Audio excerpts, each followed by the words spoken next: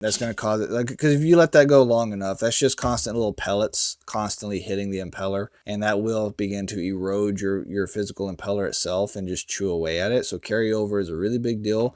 We do need to be monitoring for it. So carryover, it's a centrifugal focused term. So when we start saying carryover, this is something we're referencing in a centrifugal, where basically we're getting liquid droplets, right? So in scroll style, we may refer to this as, a low suction superheat, or getting flooded or slugging the compressor at times, stuff like that. Slightly different conditions, but we don't reference that in that same way when we start discussing centrifugals, because centrifugals most of them typically run really low suction superheats in the first place, and we've got what we call a really wet suction, which means that even though it's a vapor refrigerant coming back, it's a very dense, basically just fully saturated vapor, right? It doesn't have much of any superheat value to it at all. And that's intentional to just maximize the efficiency. We've also got to play into the density of the refrigerant, how that interacts with the impeller, and da-da-da-da-da-da. This rabbit trail grows deep. So in a condition where we start having droplets start making it up into our impeller, and we can see this through really low, say, discharge superheats. It's one of the conditions we're going to be watching for to know that we actually have carryover happening,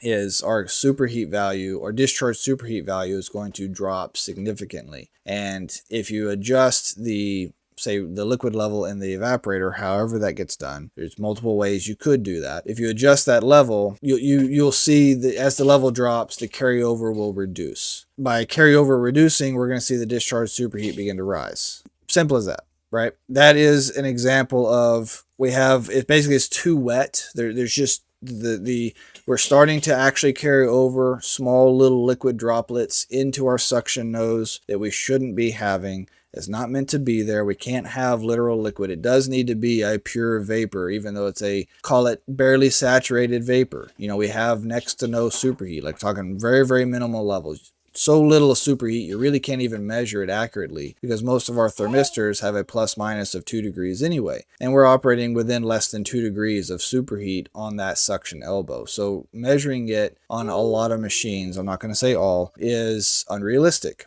to get an accurate means anything at all reading compared to using discharge superheat.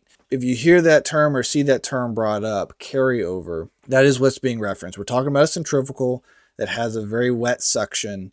It just becomes a matter of why. Why is our suction running so wet or so high? Or why do we have the liquid refrigerant entrained in that suction? That's going to cause it, because if you let that go long enough, that's just constant little pellets constantly hitting the impeller, and that will begin to erode your physical impeller itself and just chew away at it. So carryover is a really big deal. We do need to be monitoring for it. And also, this is where it's very important to understand the difference between variable speed superheat and constant speeds discharge superheat for centrifugals. They have slightly different profiles, but like if you have a constant speed centrifugal that is putting a whole lot of load on it, but you've got a relatively normal or even low discharge superheat for that matter, big concern, big concern, because for a constant speed machine like that, you would expect that unloaded have really high discharge superheats, and that's normal. That's good. We want to see that. And so extreme carryover conditions are going to be what is going to draw that discharge superheat down on a machine like that. And that's what we got to be monitoring for.